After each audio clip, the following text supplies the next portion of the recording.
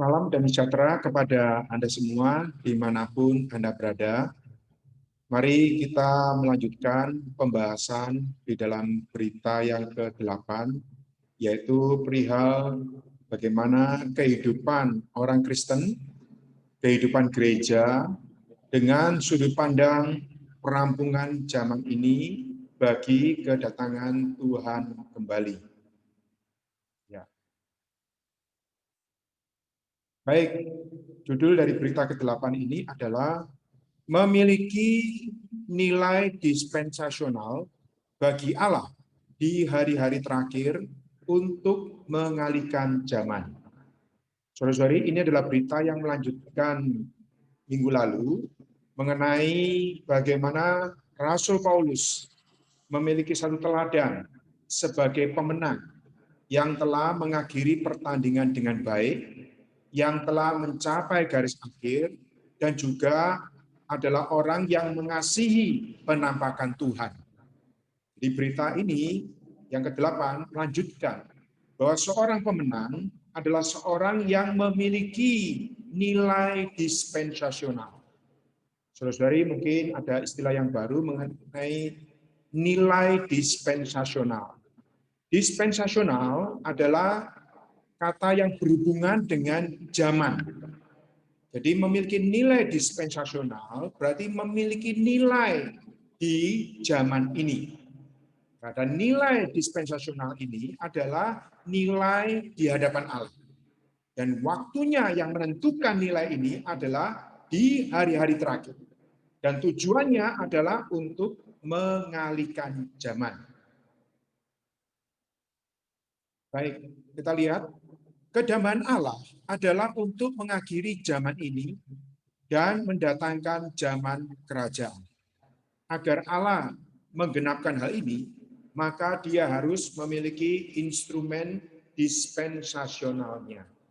Saudara-saudari, Anda dan saya perlu sadar bahwa kita berada di ujung zaman ini, zaman anugerah.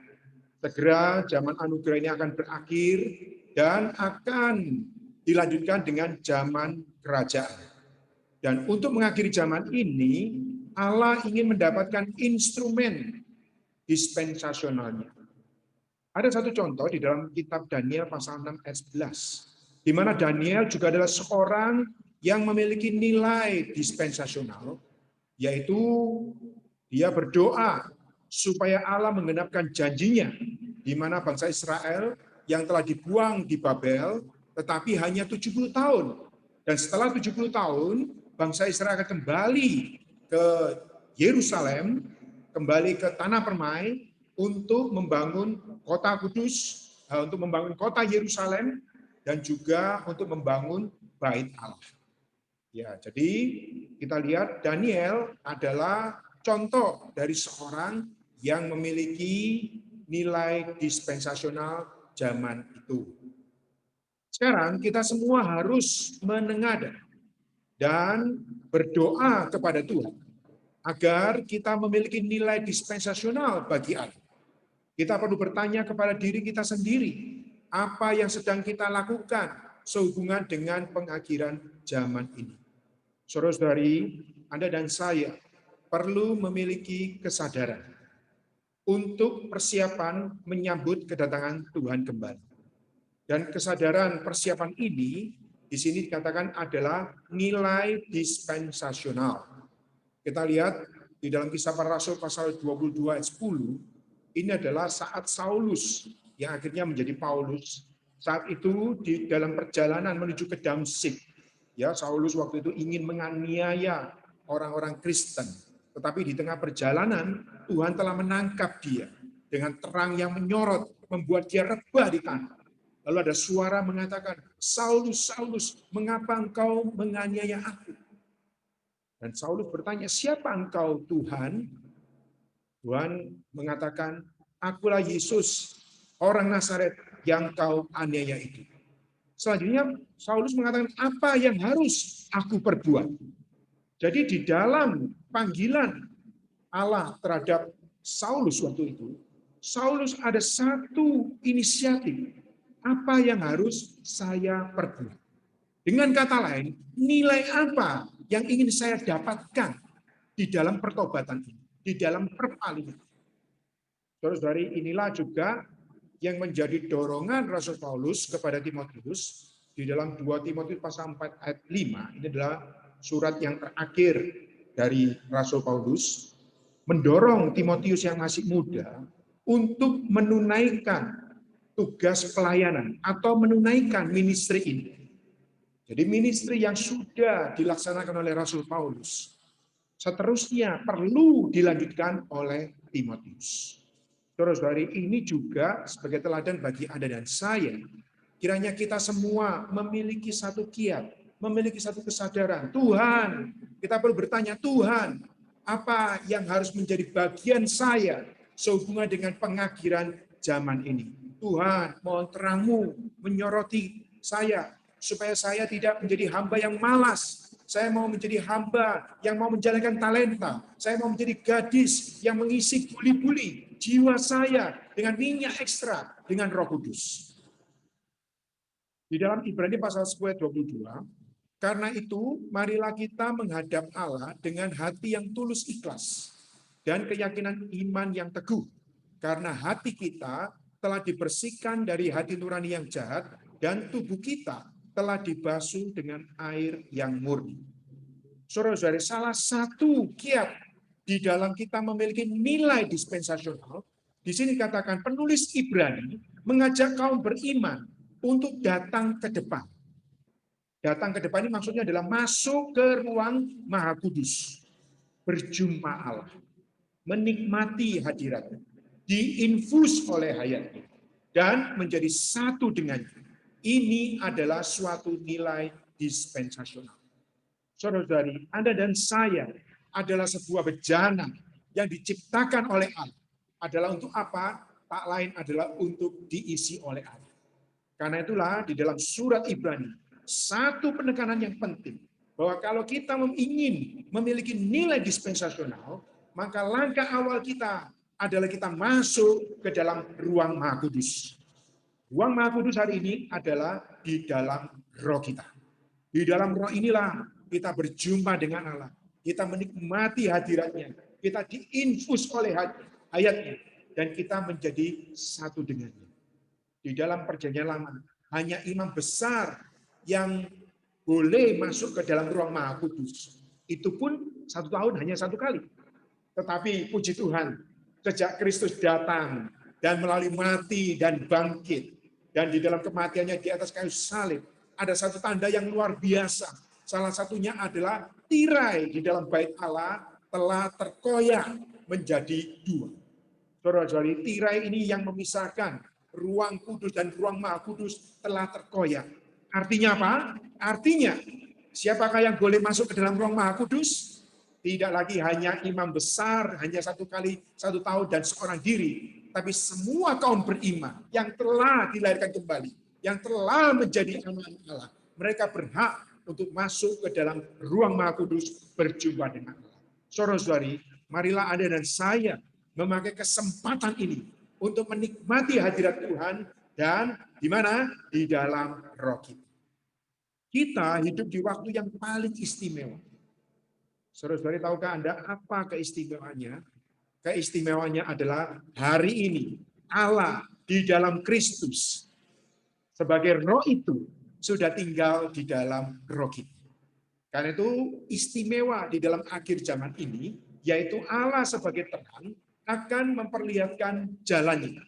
Dan Kristus sebagai kekuatan kita untuk berjalan di dalam jalan ini dengan membayar harga bagi kematangan hayat kita. Saudara-saudari, Allah telah menyediakan dirinya. Allah telah menyediakan firman-Nya bagi Anda dan saya. Untuk apa? Untuk memenuhi seluruh diri kita. Tetapi ini perlu kerjasama kita dengan Tuhan. Dan kerjasama ini bukan kita melakukan sesuatu yang di luar. Bukan hanya itu. Tetapi sebelumnya yang paling utama adalah kita menikmati Dia. Di dalam hal ini membayar harga bagi kematangan hayat kita. Di dalam Wahyu pasal 3 ayat 18, ini adalah satu dorongan bagi pemenang gereja di Laodikia, supaya mereka membeli emas yang telah dimurnikan, membeli pakaian putih, dan membeli salep mata.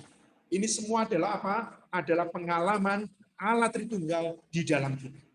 Allah sebagai hayat yang kudus, Kristus sebagai pakaian subjektif kita untuk membenarkan kita, untuk mengubah kita, dan Roh Kudus untuk membuat mata kita, mata hati kita semakin jelas, semakin nampak ekonomi Allah dan menikmati ekonomi Allah. Mari kita lanjutkan di dalam Wahyu pasal 12 ayat 5. Ia melahirkan seorang anak laki-laki yang akan menggembalakan semua bangsa dengan gada besi. Tiba-tiba anaknya itu dirampas dan dibawa lari kepada Allah dan ke taktanya. Lalu di dalam Wahyu pasal 12 ayat 9, naga besar itu, si ular tua yang disebut iblis atau Satan, yang menyesatkan seluruh dunia, dilemparkan ke bawah. Ia dilemparkan ke bumi bersama-sama dengan malaikat-malaikatnya. Lalu di dalam pasal 12 ayat 10, lalu aku mendengar suara yang nyaring di surga berkata, sekarang telah tiba keselamatan dan kuasa dan pemerintahan Allah kita, dan kekuasaan Dia yang diurapinya, karena telah dilemparkan ke bawah pendakwa saudara-saudara seiman kita yang mendakwa mereka siang dan malam di hadapan Allah kita. Dan ayat 11, dan mereka mengalahkan dia, dalam hal ini mengalahkan naga, ya, si ular tua, iblis itu, oleh darah anak domba dan oleh perkataan kesaksian mereka, karena mereka tidak mengasihi nyawa mereka sampai ke dalam maut. Di bagian kedua ini, kita lihat karena gereja belum mencapai tujuan Allah.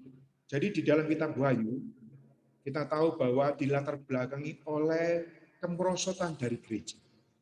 Maka khusus kitab Wahyu, Allah memakai sekelompok pemenang yang akan mencapai tujuannya dan memenuhi tuntutannya. Ini adalah prinsip anak laki-laki. Jadi sekarang kita perlu mengenal ini ya, yaitu anak laki-laki itu yang dikatakan di dalam Wahyu pasal 12 ayat 5. Di dalam Wahyu pasal 12 ada perempuan universal. Ya, perempuan universal ini mewakili totalitas umat Allah. Jadi Anda dan saya secara umum semua anak-anak Allah tercakup dalam satu perempuan universal ini. Sedangkan anak laki-laki, jadi perempuan ini mengandung, dan apa yang dikandung di dalamnya ini adalah anak laki-laki. Dikatakan anak laki-laki adalah bagian yang lebih kuat di antara umat Allah yang menggenapkan kehendak Allah. Jadi saudara-saudari, Anda dan saya adalah bagian di dalam perempuan universal. Tetapi kalau Anda dan saya memiliki satu kerjasama yang lebih dalam, lebih membayar harga, lebih mengasihi Tuhan, lebih kuat oleh firman Tuhan, maka Anda dan saya menjadi bagian di dalam anak laki-laki. Anak laki-laki adalah para pemenang yang menjadi satu kelompok yang di depan adalah untuk bersaksi bagi Tuhan yang menggenapkan kehendak Allah. Seorang anak laki-laki ini menunjukkan satu kesatuan Kristus dan para pemenang. Jadi pertama Kristus disebut adalah keturunan perempuan. Ya, lalu para pemenang adalah perluasan dari Kristus, perkembangbiakan dari Kristus. Maka di dalam kitab Wahyu ini disimpulkan di dalam satu anak laki-laki menunjukkan satu kesatuan Kristus dan para pemenang yang akan menggembalakan semua bangsa dengan gada besi. Puji Tuhan, gada besi di sini menunjuk kepada satu otoritas dengan kuasa kemenangan. Puji Tuhan, inilah untuk menggembalakan, ya, untuk menundukkan bangsa-bangsa supaya mereka beribadah kepada Allah yang hidup. Ya, di dalam Wahyu pasal 2 ayat 26 dan 27, ini adalah para pemenang yang akan bersama dengan Tuhan memiliki kuasa surgawi untuk menggembalakan semua bangsa dengan gada besi. Pengangkatan anak laki-laki itu adalah satu tindakan yang menyebabkan Satan tidak memiliki posisi lagi di surga. Kita harus diangkat untuk memenuhi keperluan Allah melalui mengeksekusi penghakimannya atas musuh.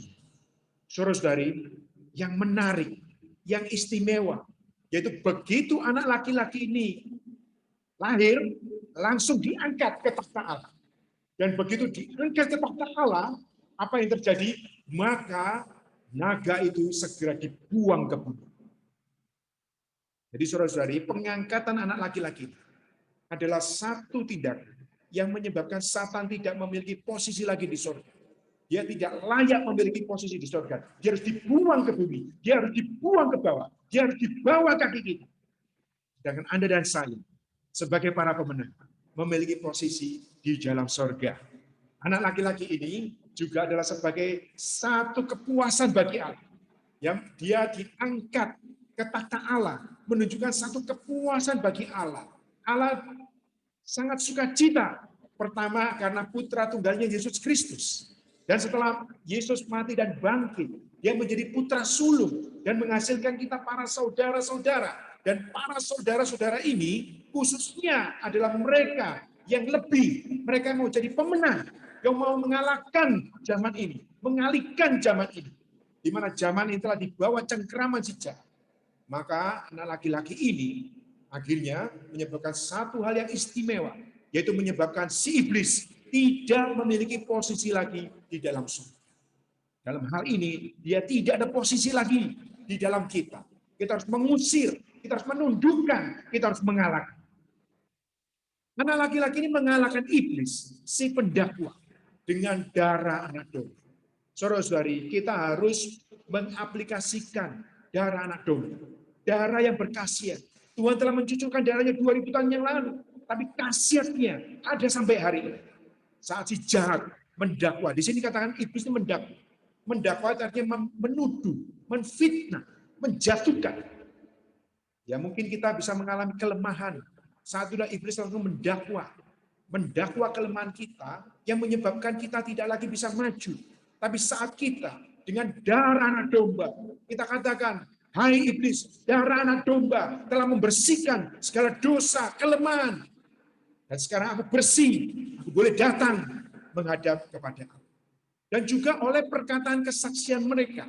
Inilah perkataan dari firman yang di dalam hati mereka. Firman yang membara, firman yang menjadi rema, firman yang menjadi kuasa untuk memberitakan Injil. Untuk menyiarkan kemenangan Tuhan. Dan anak laki-laki ini adalah mereka yang tidak mengasihi hayat jiwa, bahkan sampai mati. Tuhan pernah mengatakan, barang siapa yang mempertahankan hayat jiwanya, dia akan kehilangan. Tapi barang siapa kehilangan hayat jiwanya karena aku besar, karena Tuhan, maka dia akan menyelamatkannya. Saudara-saudari, para pemenang ini tidak mengasihi hayat jiwa. Mereka terhadap dunia ini tidak memiliki selera. Sebaliknya, di dalam Efesus pasal 6, mereka adalah orang-orang yang mengenakan seluruh perlengkapan senjata Allah. Mereka memiliki ketopong keselamatan. Mereka memiliki pedang roh firman Tuhan. Mereka memiliki baju sirah adil benar. Saudara-saudara, mereka memiliki kasut memberitakan Injil, ikat pinggang di dalam ikat pinggang damai sejahtera. Saudara-saudari, inilah yang menjadi perlengkapan. Dan mereka memiliki perisai iman. Inilah perlengkapan senjata Allah untuk mengalahkan si jahat. Sekarang kita melihat satu lagi, yaitu teladan dari seorang yang memiliki nilai dispensasional. Kita melihat dalam Nehemia pasal 1 ayat 8. Ingatlah akan firman yang kau pesan kepada Musa, hamba-Mu itu, yakni bila kamu berubah setia, kamu akan kucerai-beraikan di antara bangsa-bangsa.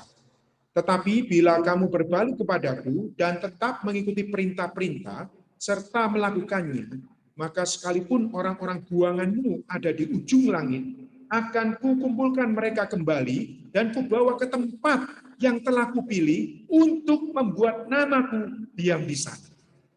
Saudara-saudari, ini adalah pernyataan dari Nehemia, ya, bagaimana dia memiliki satu doa, ya, apa yang pernah Tuhan katakan kepada Musa, dia ulangi kembali supaya apa? Tuhan mengingat umatnya. Ketika Israel dibawa ke dalam pembuangan selama 70 tahun, Allah masih memiliki pergerakan dispensasionalnya atas Nehemia, seorang pemenang sejati yang memiliki nilai dispensasional bagi Allah. Saudara-saudari, Nehemia ini adalah seorang juru minum raja. Jadi bekerja kepada Raja Kores, ya. Dan saat itu Nehemia suatu hari, ya, di dalam satu kesempatan dia menuangkan isi hatinya kepada sang raja supaya dia boleh diperkenan kembali ke Yerusalem bersama dengan umat yang telah kembali untuk membangun kota, membangun bait Allah.